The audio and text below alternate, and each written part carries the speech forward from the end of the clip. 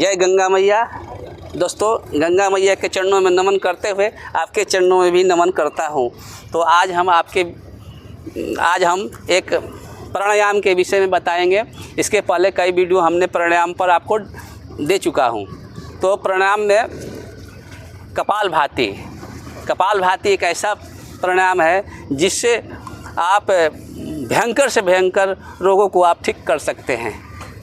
यहाँ तक कि आजकल महिलाओं में थायराइड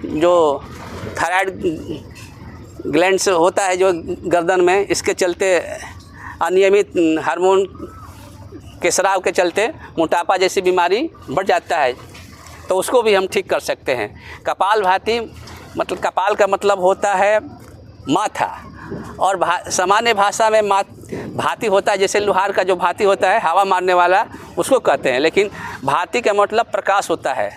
तो यह हमारे ऋषि मुनियों के द्वारा रिसर्च किया हुआ प्राणायाम है। इसे आप अगर इसको करते हैं, जैसे कहते हैं कि किसी का ललाट चमकता है, कहने उसमें पुरुषार्थ है, तेज है, तो उसी तरह से कपालभाति यानी आपके माथा प्रकाशित होने वाला यह प्राणायाम है। इससे हम कैंसर जैसे रोगों को भी हम ठीक कर सकते हैं। तो इसको करने के लिए आपको कोई खास आसन में नहीं बैठना है, किसी भी आसन में आप बैठकर आसन कर सकते हैं। यह प्राणायाम मतलब वायु यानी प्राण मतलब आपके सांस के विषय में बताने की विधि है। यानी आपको कैसे आपको शरीर में प्राणायाम को रोकना है, छोड़ना है, जिससे आपका यह प्राणायाम विधि होगा। तो हम किसी भी आसन में, ऐसे हम वज्रासन में बैठे हुए हैं, और क्या करना है कि छाती को थोड़ा आगे निकाल देना है और फूंक मारना है। जैसे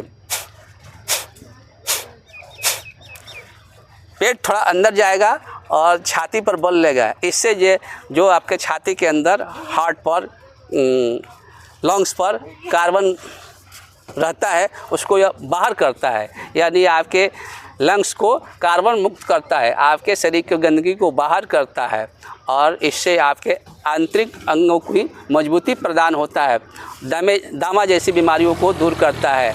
और इस आसन को करने से मित्रों आपको जीवन में कभी भी पैरालिसिस के आप शिकार नहीं हो सकते हैं। तो इसको करने का अलग अलग विधि है, लेकिन पहले आप सामान्य रूप से इस आसन को किसी भी आसन में बैठ जाएं, कमलासन में बैठ जाएं, पद्मासन में बैठ जाएं, वज्रासन में बैठ जाएं, सामान्य आसन में बैठ जाएं, उससे आप करेंगे। क्या करना है आपको,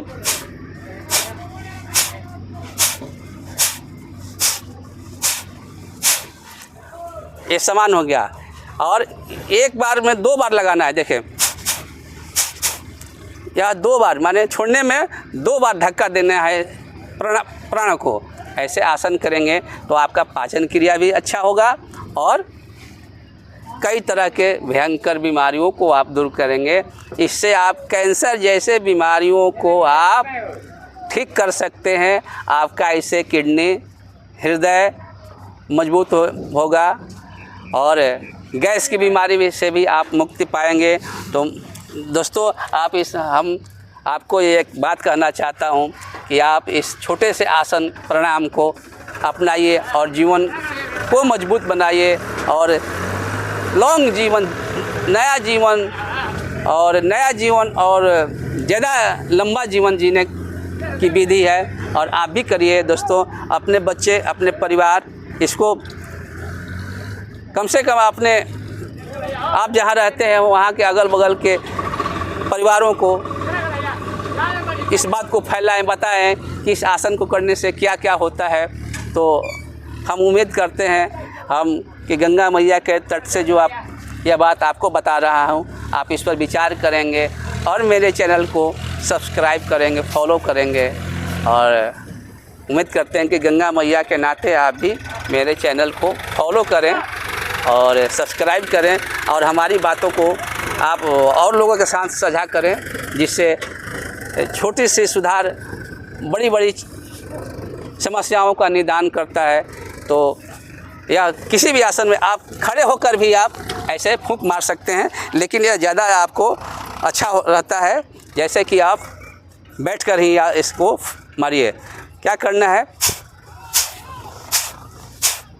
सामान्य आसन में भी हम बैठ जाएंगे और बैठकर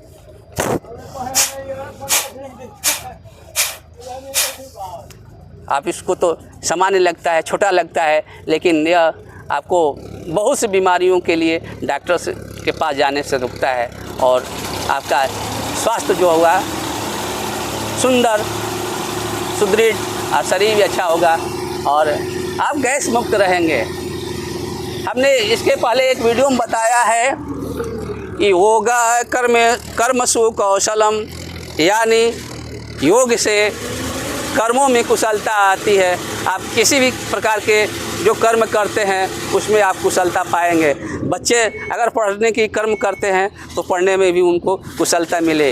अगर खेलने में है, खेलते हैं तो या कोई व्यवसाय करता है उसमें भी इसके द्वारा हम कुशलता ला सकते हैं।